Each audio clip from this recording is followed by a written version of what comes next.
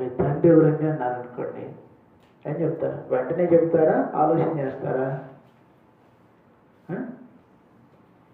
చెప్పండి. వెంటనే చెబుతాం, ఆలోచన చేస్తామా? మీ నాయన పేరు ఏంటి అని అంటే వెంటనే చెప్తాం.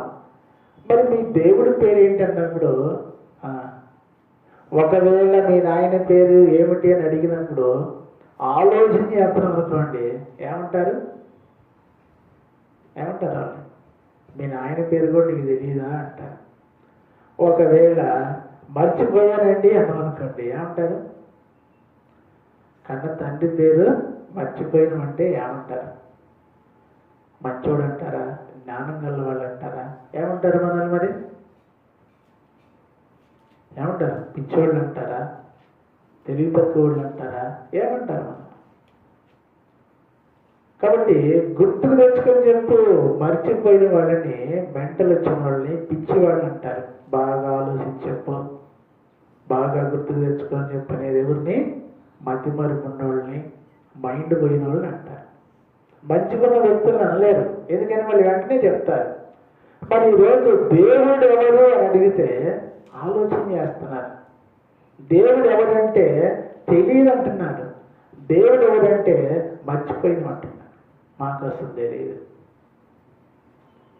అపొస్తలుల కార్యము 19వ అధ్యాయంలో పరిశుద్ధాత్ముడు ఉన్నాడన్న సంగతే మేము వినలేదు.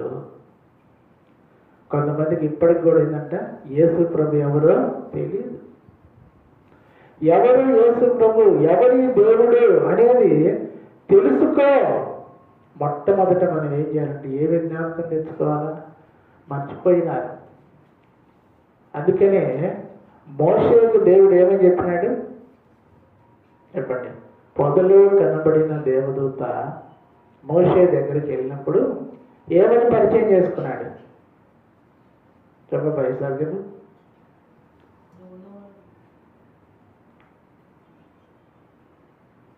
ఇశ్రాయేలు ప్రజల దగ్గరికి వెళ్ళేటప్పుడు దేవుడి పేరేంటని అడిగితే నేనేం చెప్పాలన్నప్పుడు ఆ మాట చెప్పాడు, నేను ఉన్నవాడను, అనువాడను, ఉన్నాను. కానీ అసలు మోషేకి పొదలో కనబడినప్పుడు ఏమని పరిచయం చేసుకున్నాడు? నేను అబ్రహాము దేవుడను, ఇస్సాకు దేవుడను, యాకోబు దేవుడు.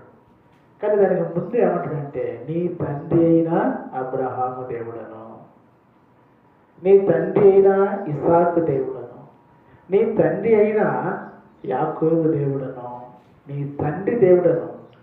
ఎక్కువ పాత నిబంధనలు ఏం కనపడుతుందంటే మీ పితరుల దేవుడను, మీ పితరుల దేవుడను. అంటే ఎందుకు మీ తండ్రి దేవుడిని మీ పితరుల దేవుడు అని చెప్తున్నారంటే మర్చిపోతున్నారు. కొంతమంది అన్నారు కొన్ని రోజుల తర్వాత ఎప్పుడో వచ్చాను అనుకోండి, ఏమంటాం మనం? ఎవరండి మీరు అంటారు.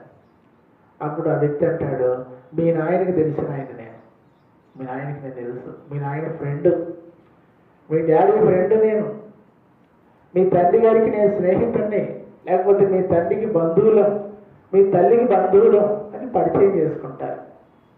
అట్లాగే ఇప్పుడు యేసు ప్రభు గారు మనము తెలియలేదని అంటున్నామంటే ఇప్పుడు ఈ యెషయా గ్రంథంలో యెషయా గారు చెప్తున్నాడు, జ్ఞాపకాన్ని తెచ్చుకో, జ్ఞాపకాన్ని తెచ్చుకో.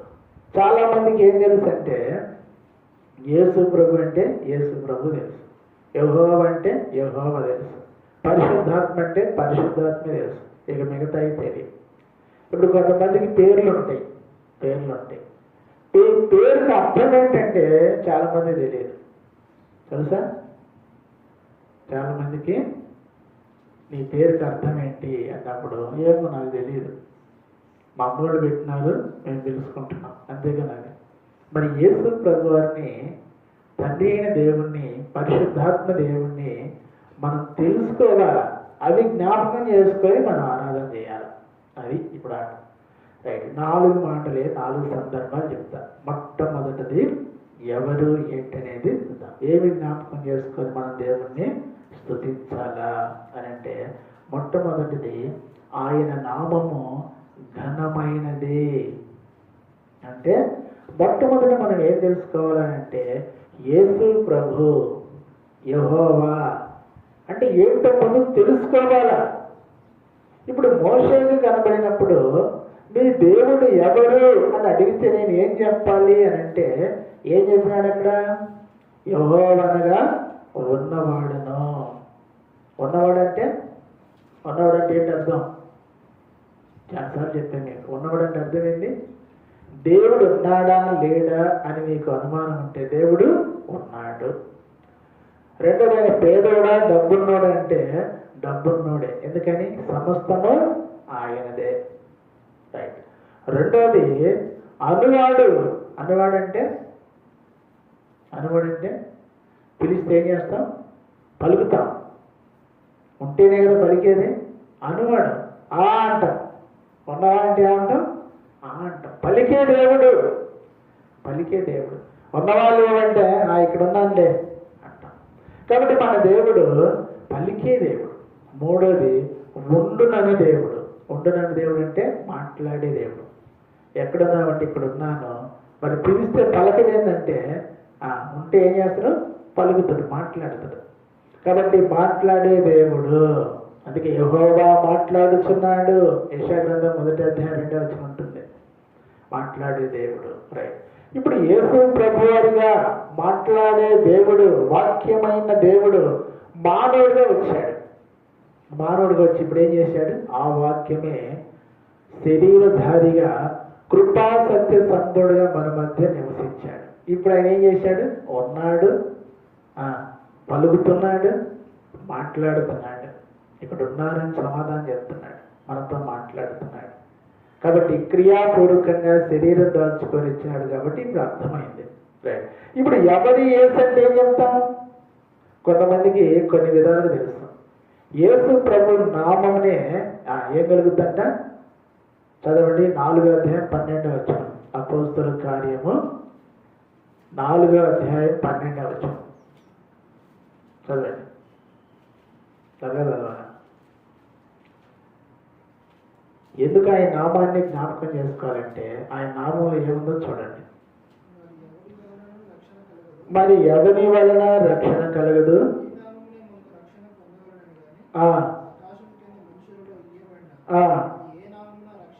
రైట్. ఈ నామమునే మనము రక్షణ పొందాలి కానీ ఆకాశం కింద మనుషుల్లో ఉన్న ఏ నామమున రక్షణ లేదు. కాబట్టి చాలా నామాలు ఉన్నాయి. ఆ నామము కంటే ఈ నామము ఘనమైనది. ఎందుకంటే ఈ నామమును మనకి ఏం దొరుకుతుందంట? రక్షణ దొరుకుతుంది. అందుకనే రక్షణ రావాలంటే ముందు ఏం కలగాల? మనసు మారాలి. మారు మనసు పొంది రక్షణ పొందాలి. అందుకనే పైనన్న ఆకాశమందున అనే పాటలో లాస్ట్ చరణం ఉంటుంది. యేసు నామము స్మరించగానే మనసు మారి నూతన మగును. యేసు నామము స్మరించగానే మనసు మారి నూతన మగును. భేదమేమియు లేదెవరికిని, భేదమేమియు లేదెవరికిని, నాథుని స్మరించి తరింప, నాథుని స్మరించి తరింప. పైనున్న ఆకాశమందున కిందున్న భూలోకమందున లేదు రక్షణ ఏ నామమున, లేదు పాప విమోచన, లేదు పాప విమోచన. అందుకని యేసు నామంలో ఏముందంట? రక్షణ. అందుకని ఆ నామము ఘనమైనది. మనం ప్రార్థన చేయాలన్నా, ఆరాధన చేయాలన్నా ఏ నామము చేయాలంట? యేసు ప్రభు నామం. ఇంకా వేరే నామము లేదు. ఒక వ్యక్తిని స్వస్థపరచాలన్నా ఏంటంట? యేసు నామమునే. ఒక వ్యక్తికి మేలు కలగాలన్నా యేసు నామమే. కనుక ఏంటంటే ఆయన నామము ఘనమైనది. అందుకని యేసు ప్రభు ఎంత ఘనమైన వాడు, యేసు ప్రభు ఎంత గొప్పవాడు, యేసు ప్రభు ఈ లోకంలోకి వచ్చినప్పుడు ఆయన జీవిత విధానం ఎంత గొప్పగా ఉందో, ఆయన జననం, ఆయన జీవితం, ఆయన మరణం, ఆయన పునరుద్ధానం, ఇవన్నీ తెలుసుకొని మనం ఏం చేయాలా?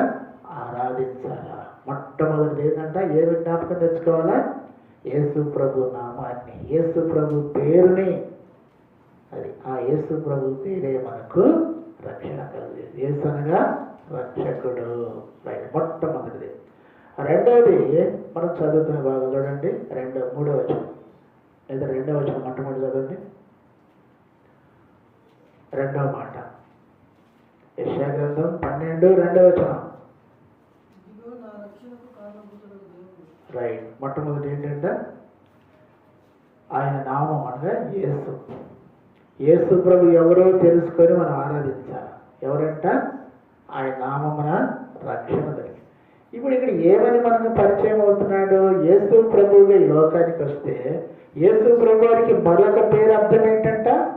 రక్షకుడు. అందుకనే ఇంకొక మాట కూడా అక్కడే చూడండి, 3వ వచనం. మీరు ఆనందపడి రక్షణాధారమైన బావుల్లో నుండి నీళ్లు చేదుకుంటారు.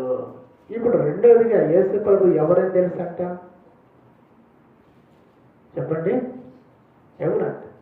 రక్షకుడు. ఎలాంటి రక్షకుడు? యోహాను సువార్త 4:42 వచనం. 4:42 త్వరగా చదవండి. యోహాను సువార్త 4:42.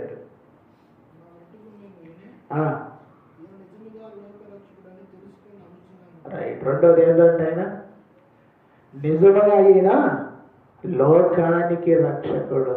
యోహాను పత్రిక, మొదటి పత్రిక 2వ అధ్యాయము 2వ వచనం చదవండి. యోహాను రాసిన మొదటి పత్రిక 2వ అధ్యాయము 2వ వచనం.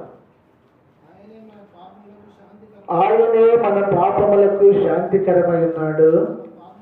మన పాపములకు మాత్రమే కాదు, అది ఏంటంట? సర్వలోకానికి శాంతికరం. అంటే లోకానికి రక్షకుడు, లోకాన్ని రక్షించడానికి వచ్చాడు. యేసు అనగా అర్థం ఏంటంట?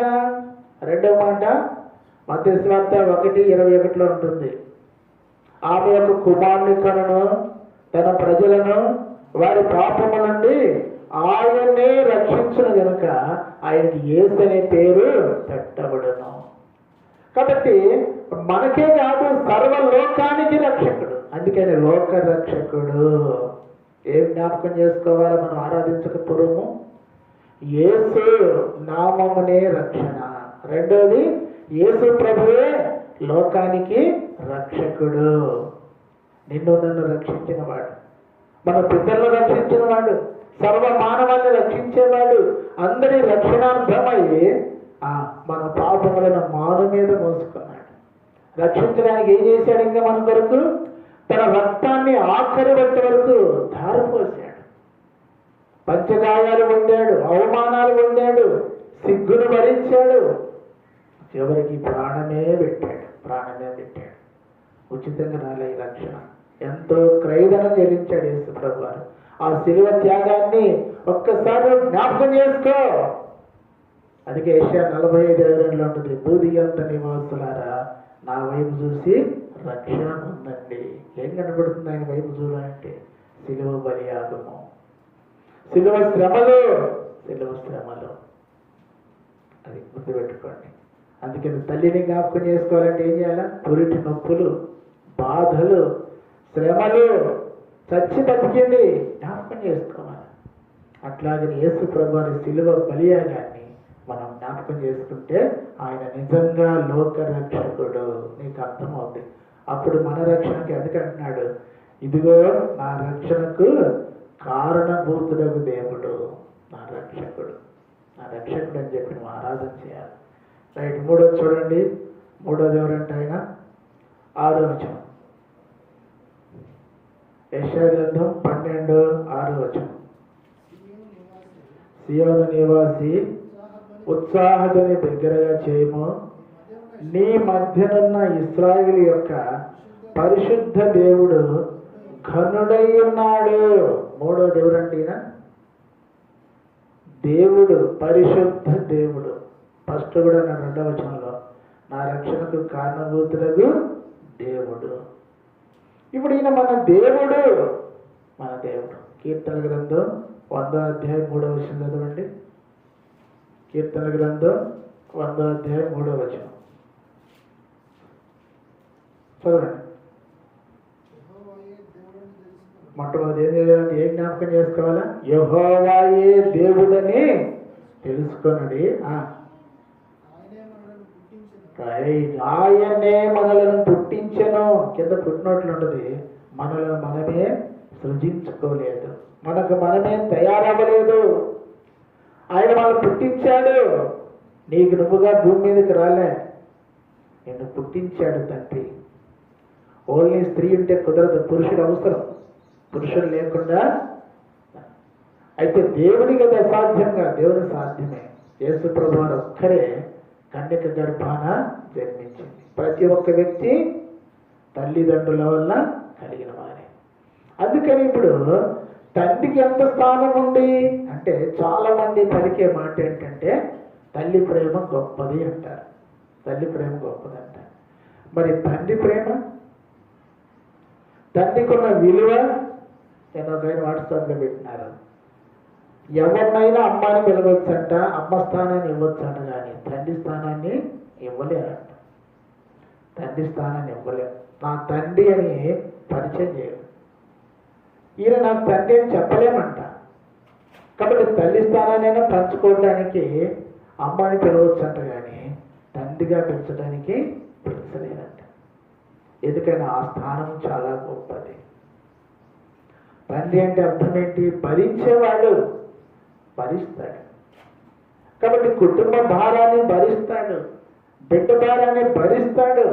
అంతకుముందు చెప్పినాను కదా, ఒక పిల్లోడు బావిలో పడితే ఏం చేసిందంట, చుట్టుపక్కల పొలాలు ఉన్న వాళ్ళంతా పరిగెత్తుకుంటూ వచ్చి లాగుతానికి తాడేసాడంట. తాడు పట్టుకున్నాడు. లాగుతాము గట్టిగా పట్టుకుంటే మీరెవరూ లాగొద్దు, మా తండ్రిని పిలవండి, మా నాయన్ని పిలవండి అంటున్నాడంట. ఎంతమంది చెప్పినా వెళ్ళలేదంట. చివరికి వాళ్ళ తండ్రిని తీసుకొచ్చి చెప్పాక వాళ్ళ తండ్రి లాగాడంట. బయటకు వచ్చిన తర్వాత వాళ్ళ తండ్రి అడిగాడంట, నేను వచ్చిన దాకా ఎందుకున్నావు? ఇంతమంది ఉన్నారు కదా, వాళ్ళు బయటికి లాగేవాళ్ళు కదా, నీకేమైనా అయితే ఏంటి పరిస్థితి అని అంటే ఆ కొడుకు ఇచ్చిన జవాబు ఏంటి? ఒకవేళ వాళ్ళకి నేను మధ్యలో బరువైతే విడిచిపెడతారేమో, ఒకవేళ నేను వాళ్ళకి భారమైతే వదిలిపెడతారు, అదే నువ్వైతే బరువైన భారమైన మోస్తావు, విడిచిపెట్టవు కదా. తండ్రి విడిచిపెడుతుందా? విడిచిపెట్టదు. నిన్న విజయవాడ వరదల్లో కూడా చిన్న స్కిట్ పెట్టినారు. స్కిట్ అనే కథ కాదు, చిన్నది పెట్టినారు. తండ్రి తన ఇద్దరు బిడ్డలను వరదలో చెట్టగా పాడుకున్నాడా అని పెట్టినాడు. ధరపతి కొంతమంది ఉన్నారు, చాలా మంది ఉన్నారు. కానీ వరదల్లో ఇద్దరు కొడుకుల్ని, ఒక కొడుకు కాదు ఇద్దరు కొడుకుల్ని, వరద నెట్టేస్తుంది, ఇద్దరు కొడుకులను పట్టుకున్నాడు, పెనుగులాడుతున్నాడు.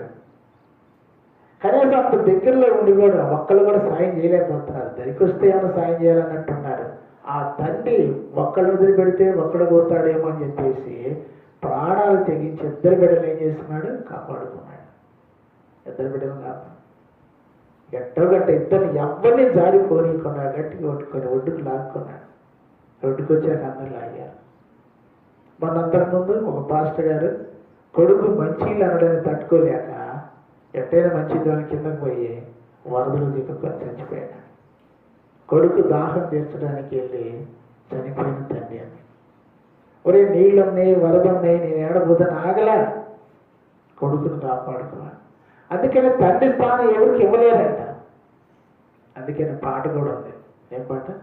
తండ్రి ప్రేమ మారదు, మార్పు చెందని ప్రేమయే, తండ్రి ప్రేమ మారదు, మార్పు చెందని ప్రేమయే, ప్రేమ గల మా ప్రభువా, ప్రేమయ్యున్నావయ్యా. ఎంతైనా సహిస్తాడు తండ్రి, ఎంతైనా సహిస్తాడు. ఓర్చుకుంటాడు. బిడ్డ ఎన్ని ఇబ్బందులు పెట్టినా, ఎంత నష్టపరిచినా, ఎంత కష్టాల పాలైనా ఓర్చుకుంటాడు. నా బిడ్డగా చేసింది పని. కోపం వచ్చి ఒక దెబ్బ కొట్టవచ్చు, కోపం వచ్చి ఒక తిట్టు తిట్టచ్చు, వాళ్ళ వెంటనే నా బిడ్డగా పని, నా కొడుకేగా, నా కూతురేగా అనుకుంటాడు. అందుకనే ఇప్పుడు దేవుడు ఏమై ఉన్నాడని జ్ఞాపకం చేసుకోవాలంట. భూమి మీద నీకు తండ్రిని తల్లిని ఇచ్చినప్పుడు నువ్వు జ్ఞాపకం చేసుకో, పరలోకపు తండ్రి ఎలాంటి వాడు, పరలోక తండ్రి ఎంత గొప్పవాడు. భూమి మీద ఉన్న తండ్రి ఎంత ప్రేమ కలిగి ఉంటే మనల్ని పుట్టించిన తండ్రి. కొన్నిసార్లు పిల్లలు అడుగుతూ ఉంటారు, నా దగ్గర డబ్బులు లేవురా అంటే, ఎందుకన్నా అంటారు. ఎందుకన్నా అంటారు, లేకపోతే నువ్వే కన్నా కాబట్టి నువ్వే ఇవ్వాలంటారు. అట్లాగని మన తండ్రి దగ్గర మనం పోరాటం చేస్తాం. తండ్రి ఎవరి దగ్గరకు పోగలము, నీవే నిత్య జీవం గలవాడు, నీ దగ్గరికి వస్తావు. కాబట్టి భూమి మీద తండ్రిని నీకు పరిచయం చేసినాడంటే నీకు పరలోకపు తండ్రి ఎవరో జ్ఞాపకానికి రావాలి. జ్ఞాపకానికి రావాలి. ఆయన ప్రేమ మారదు, ఆయన ప్రేమ మార్పు చెందదు.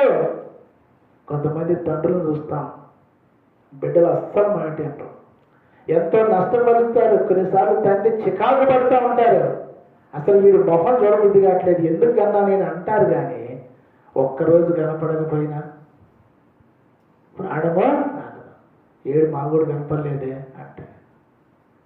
కాబట్టి తండ్రి ప్రేమ, పిల్లలకు తండ్రి ప్రేమ అర్థం కావాలా అని. కాబట్టి కొట్టుకులాడతారు, వాడు నష్టపోతా ఉంటే వీడు ఎప్పుడు బాగుపడతాడా, వీడు ఎప్పుడు బాగుపడతాడు ఎదురు చూసేది తండ్రే. నలుగురిలో విలువ లేకుండా పోతుందేమో, ఎట్ట బతుకుతాడు, వీడికంటే ఒక లైఫ్ కావాలని ఆరాటపడేది కూడా తండ్రే. కాబట్టి మన దేవుడు ఎవరిని జ్ఞాపకం తెచ్చుకోవాలంట, మొట్టమొదటిది యేసు నామము. యేసు నామం ఘనమైనదని జ్ఞాపకం చేసుకోవాలి. ఆ నామము ద్వారా మనకు రక్షణ కలుగుద్ది. మరి ఎవరి వల్ల రక్షణ కలగదు అని జ్ఞాపకం చేసుకో. నీ నోరు తెరిస్తే ఎవరి పేరు రావాలా, యేసు పేరు మాత్రమే రావాలి. యేసయ్య పేరే స్మరించాలా, యేసయ్య నామమే స్మరించాలా. ఇక వేరే పేరు, దావీదు భక్తుడు అంటాడు, నేను వేరే పేరు నా నోటితో నేను ఎత్తాను, ఇంకో పేరు నేను పలకను, యేసు నామమే, యెహోవా నామమే అని పలుకుతాడు. రెండోది ఏంటంట, ఆయన నా రక్షకుడు, నన్ను రక్షించిన వాడు, పాపము నుంచి విమోచించిన వాడు, నా పాప శిక్ష భరించిన వాడు, నా కొరకే శిలువలో గొప్ప క్రయధనం చెల్లించిన వాడని జ్ఞాపకం తెచ్చుకో. ఆరాధించకపోరు, అప్పుడు నీకు ఆరాధన అర్థం, అప్పుడు నీ నోట ఆరాధన మాటలు వస్తాయి. అందుకనే భక్తులు రాసిన పాట, ఎట్లుండగలను నీ పాట పాడక, ఎట్లుండగలను నీ పాట పాడక, పొందియున్నట్టి మేలులకై, పొందియున్నట్టి మేలులకై స్తుతి ప్రశంస పాడెదా, హల్లెలూయా స్తుతి ప్రశంస పాడెదా. ఉండలేం మనం. మూడోది ఎవరంటే ఆయన మన దేవుడు, మన తండ్రి, పరలోకమందున్న నా తండ్రి అని పిలిచిన వెంటనే ప్రేమను చూపే దేవుడు. ఆయన తన ప్రియకుమారుని నీ కొరకు నా కొరకు బలిగా సమర్పించిన దేవుడు. తన కుమారుడు ఇచ్చినప్పుడు సమస్తాన్ని ఎందుకు ఇవ్వడంటే సమస్తం ఇచ్చిన దేవుడు. ఇది మూడోది. నాలుగోది ఆయన ఎవరో చూద్దాం. ఆయన ఎవరు? మొదటి వచనం చదవండి.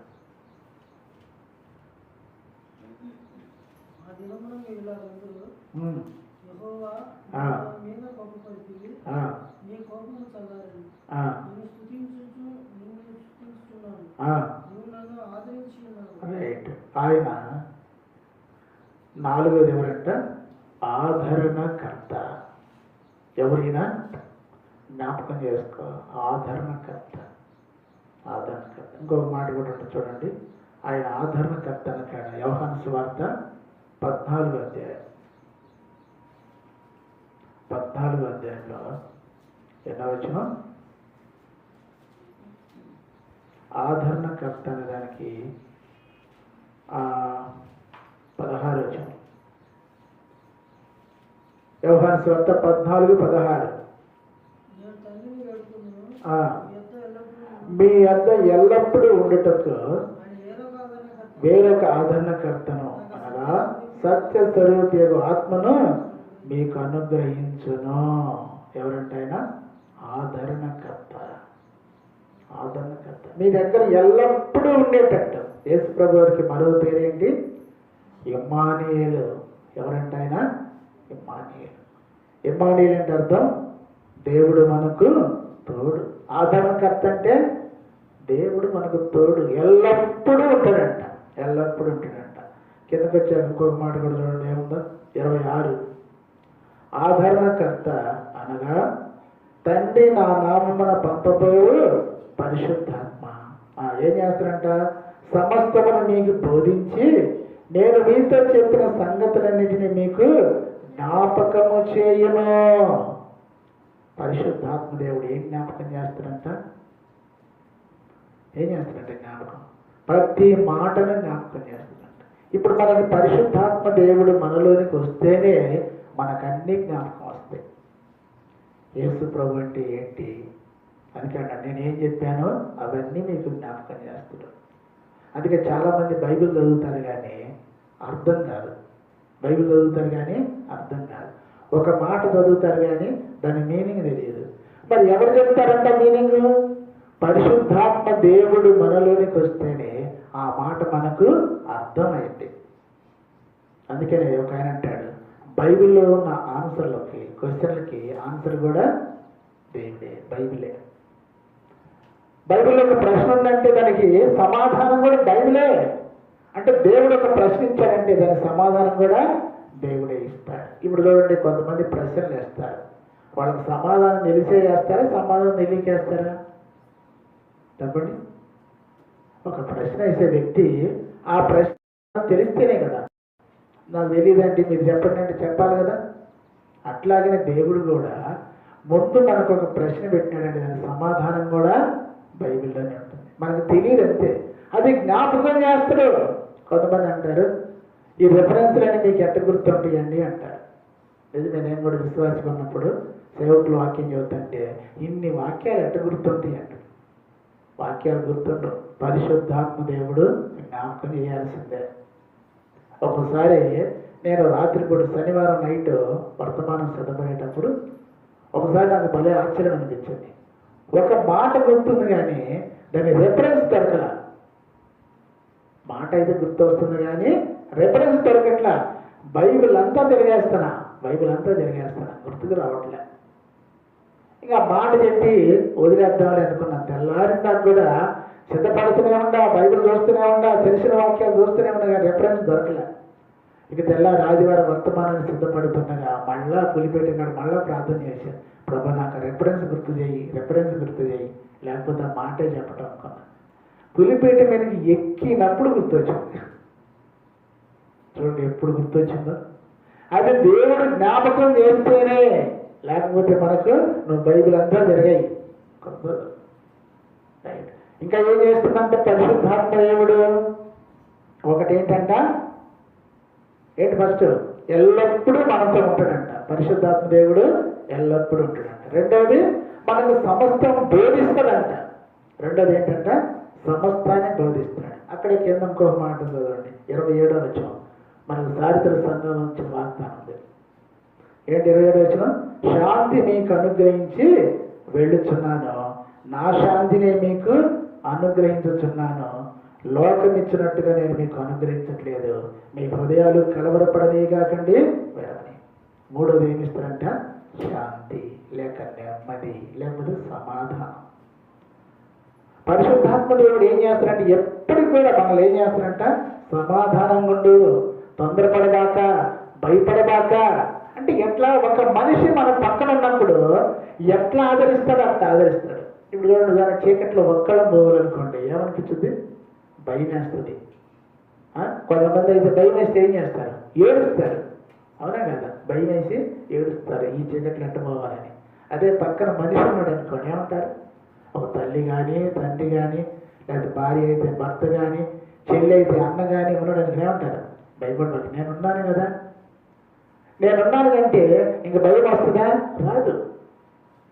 అట్లాగే ఇప్పుడు దేవుడు ఏం చేస్తున్నాడంటే పక్కన ఉన్నాను కాబట్టి భయపడబాక, ఆదరిస్తున్నాడు. నా శాంతిని మీకు అనుభవిస్తాను, ఇంకా భయపడాల్సిన పని లేదు. కాబట్టి మూడోది ఏంటంట? ఇప్పుడు ఏమిస్తాడంట? నెమ్మదిని, శాంతిని, సమాధానం. రైట్, 4:13 దాంట్లోనే 16వ అధ్యాయము 13వ వచనం, యోహాను సువార్త 16:13 చదవండి. అయితే ఆయన అనగా సత్య స్వరూపి అయిన ఆత్మ వచ్చినప్పుడు మిమ్మను సర్వసత్యములోనికి నడిపించును. 4ది ఏంటంట? 4 మాటలు చెప్పినాను. 4వ మాటలు 4 మాటలు ఏంటంట? సత్యములోనికి నడిపిస్తాడు, సర్వసత్యములోనికి నడిపిస్తాడు. సత్యం అంటే ఏంటి? మళ్ళా వాక్యమే. నీ వాక్యమే సత్యం. సత్యాన్ని తెలియజేస్తాడు యేసు ప్రభువు. సత్యం, సత్యమైన మార్గంలోకి నడిపిస్తాడు, సత్యమైన మార్గాన్ని బోధిస్తాడు. అందుకే పిలాతు దగ్గరకు వచ్చినప్పుడు యేసు ప్రభువుని అడిగితే ఏమంటాడు పిలాతు?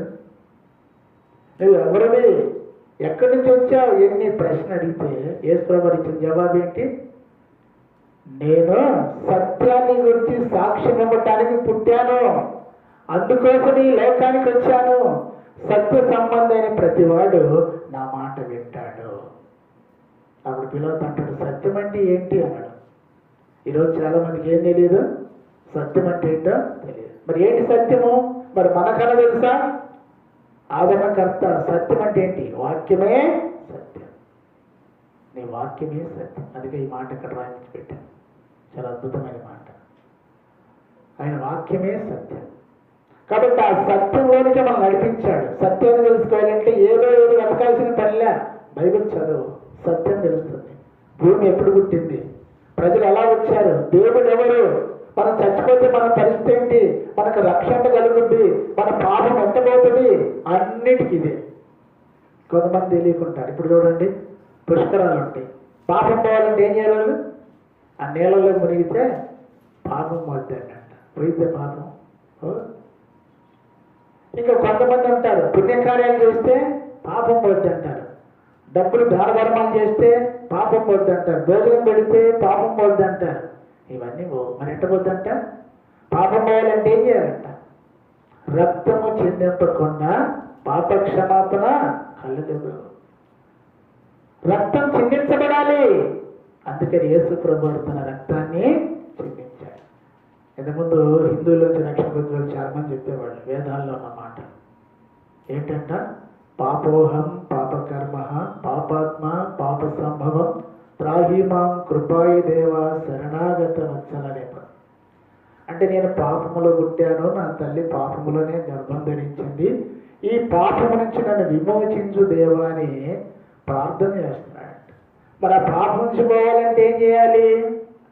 ఏం చేయాలంట? దేవుడే మానవుడై ఏం చేయాలంట?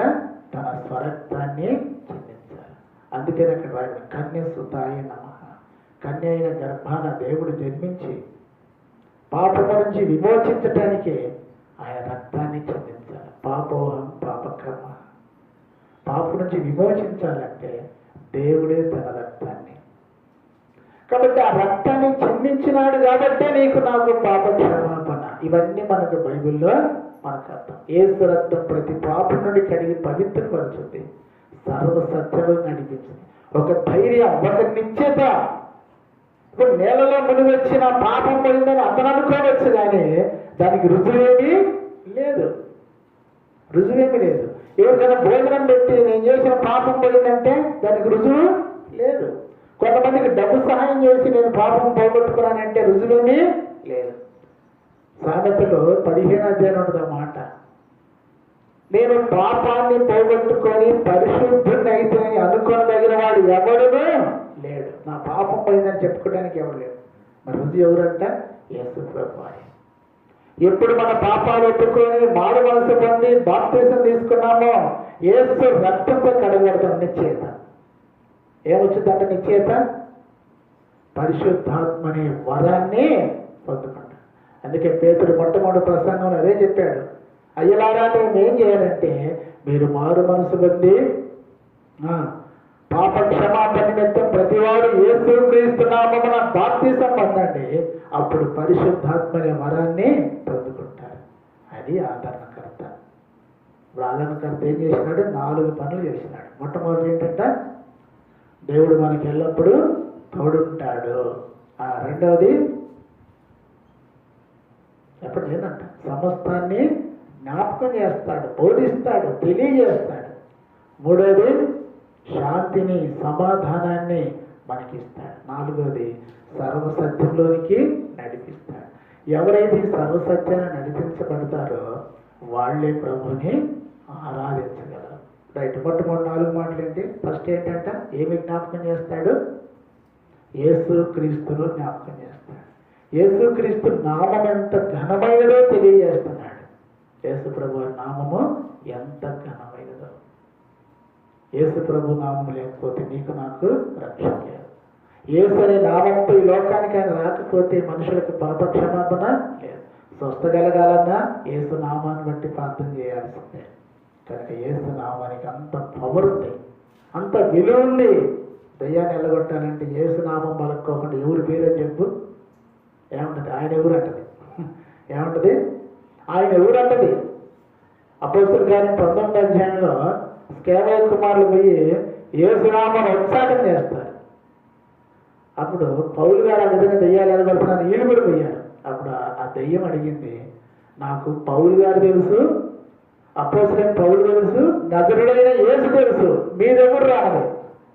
వాళ్ళు ఏం చెప్పారు అర్థం కాక బెంబిలిసి వస్తే దెయ్యం వాళ్ళ మీద పడి వాళ్ళ బట్టలు చింపి దిగంబరులుగా ఎలగొట్టిందంట. రోడ్డు దిగంబరులుగా మారిపోయారంట. కాబట్టి చాలా మంది నువ్వు ఎవరైనా పేరు చెప్పినప్పుడు ఆయన ఎవరు అంటది. ఒక దెయ్యం ఎలగొట్టాలా, ఒక రోగిని స్వస్థపరచాలని ఎవరు మీరని చెప్పినాం అనుకోండి, ఆయన ఎవరు అంటది. ఎందుకని? నీకు తెలిసేమో, దెయ్యానికి తెలియదు. ఇప్పుడు ఈ ఊర్లో వ్యక్తి పక్కన వాళ్ళు తెలుసా? ఈ ఊర్లో ప్రెసిడెంట్ కావచ్చు, పక్కన వాళ్ళు పోతే ఈయన ఎవరో తెలుసు అంటే నాకేం తెలుసు అంటాడు పక్క ఊరు ఆయన. ఈ రాష్ట్రానికి ముఖ్యమంత్రి, పక్క రాష్ట్రానికి ఆయన ఎవరు అంటాడు. కాబట్టి యేసు ప్రభు పేరైతే సర్వలోకానికి పరిచయం. కాబట్టి యేసు నామం అనే రక్షణ అనేది మనకు జ్ఞాపకం వస్తే యేసు ప్రభు నామమే నాకు రక్షణలోనికి నడిపించింది అని తెలుసుకుంటూ ఆరాధన చేస్తాం.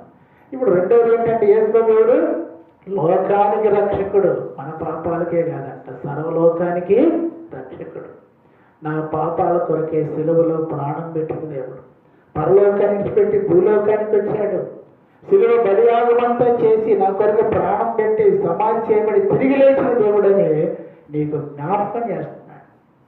ఆ మాటను జ్ఞాపకం చేసుకుంటే యథార్థంగా ప్రభుని ఆరాధన చేస్తాను. నిజమేనయ్యా, ఈ లోకానికి రాకపోతే. ఈ మాట మనకు బైబిల్లో కనుక లేకపోతే మనకు తెలుసా? బైబిల్ చదవకపోతే మనకు తెలియదు. అందుకే జ్ఞాపకం చేస్తున్నాడు. కాబట్టి మరి మన పాపాల కొరకు ఎంత క్రైదనం చెల్లించాడో జ్ఞాపకం చేస్తున్నాడు. అది రెండోది రక్షకుడు. మూడోది ఏంటంటే మన తండ్రి, మన దేవుడు. ఆయన మనల్ని పుట్టించాడు. మనకు మనమే పుట్టలే. తండ్రి లేకుండా పుట్టలే, దేవుడు లేకుండా సృష్టించబడలే, పైనుంచి విడిపడలే, భూమిలోంచి మొలవలే. మనల్ని పుట్టించాడు, మనల్ని భరించాడు, మనల్ని పోషిస్తున్నాడు, మనల్ని కాపాడుతున్నాడు. మనకన్నీ ఉచితంగా. ఏ తండ్రి అయినా బిడ్డల దగ్గర డబ్బులు తీసుకుని ఏదన్నా అన్నం పెట్టాలంటే 50 రూపాయల ప్లేట్ భోజనం అట్లా, హోటల్లో 50 రూపాయలు అంటారు. కాబట్టి అన్నీ ఉచితమే. తండ్రి ఇంట్లో సంపాదించి తీసుకొచ్చిన ప్రతి ఒక్కటి ఉచితమే. డబ్బులు ఇచ్చి తీసుకుంటున్నా అన్నాడు. అట్లే సృష్టిలో కలిగిందంత ఉచితమే ఇచ్చిండు. గాలికి డబ్బులు కడుతున్నామా, నీళ్ళకి డబ్బులు కడుతున్నామా, సూర్యుడికి డబ్బులు కడుతున్నామా, దేనికి డబ్బులు కడుతున్నాం? అదే హాస్పిటల్లో గంటకి 20 రూపాయలు అంట ఆక్సిజన్ గాలి పెడితే. అన్నీ ఆ డబ్బులు కట్టాలి. కానీ దేవుడికి మనం ఏం కట్టాలి? అన్నీ ఉచితమే. అందుకే దేవుడు మనకు అన్నీ ఉచితం. మన తండ్రి కాబట్టి మనకేం చేశాడు? అన్నీ ఉచితంగా ఇచ్చాడు. ఆయన మన దేవుడు, మనం పుట్టించినవాడు. నాలుగో దేవుడు అంటే ఆయన ఆదరణకర్త. మన అనాథులుగా విడిచిపెట్టలే, మనకు తోడున్నాడు. చనిపోయిన తర్వాత మనం అనాథం అవుతాం, భర్త అయినా, భార్య అయినా, తల్లి అయినా, పిల్లలైనా. కానీ మన దేవుడు ఎవరంట? ఎప్పుడు తోడు ఉండేటట్టు పరిశుద్ధాత్మను మనకిచ్చాడు.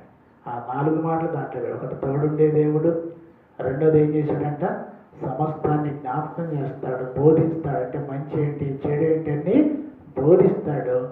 మూడోది ఏంటంట, ఆయన మనకు శాంతిని సమాధానాన్ని ఇస్తాడు. నాలుగోది సర్వసత్యంలోనికి నడిపిస్తాడు. ఆదరణకర్తలు ఈ 4 అర్థాలు ఉన్నాయి. మరి ఇంత గొప్ప దేవుణ్ణి మనకు ఈరోజు ఏమంటున్నాడు, ఆయన నామము ఘనమైనదని జ్ఞాపకానికి తెచ్చుకో. మరి జ్ఞాపకానికి తెచ్చుకున్న నీవు హృదయమార ప్రభుని ఆరాధన చేయాలి. ఎవరైతే అనుభవంలో మనం జ్ఞాపకం వచ్చినప్పుడు ఏం చేస్తాం, హృదయమార ప్రభుని ఆరాధన చేస్తాం. మోకరించండి, ప్రభుని మనము ఆరాధన చేద్దాం. సండే స్కూల్కి వెళ్ళండి. సండే స్కూల్ టీచర్ ఆరాధన చేసిన తర్వాత మిగిలిన వారు ఆరాధించి